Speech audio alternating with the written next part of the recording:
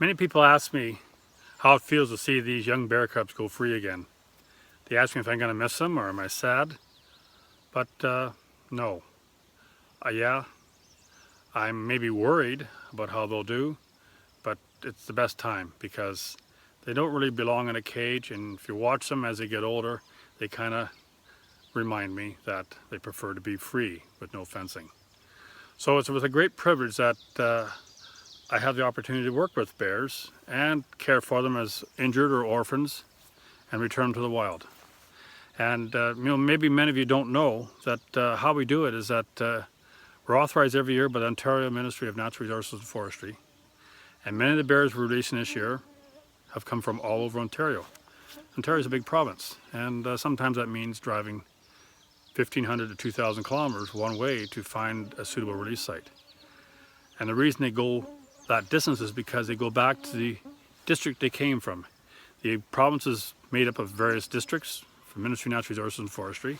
So if the cubs come from the Fort Frances district, they go back to somewhere in that district.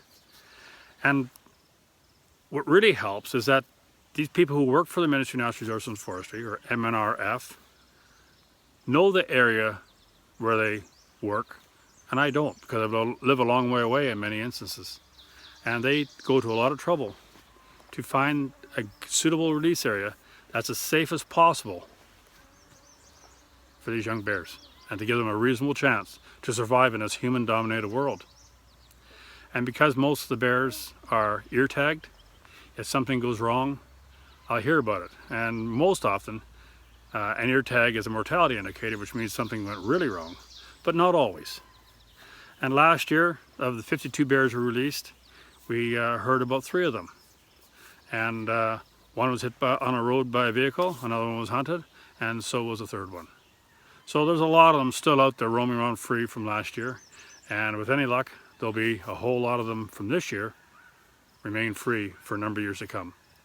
And a successful rehabilitation, in my opinion, is having a young bear be old enough to reproduce and have young on its own.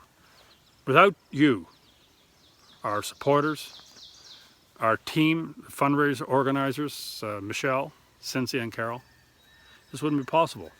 So it's not something that I do. It's something we all do. It's a community effort, and you make it possible. And that I appreciate and that I cherish.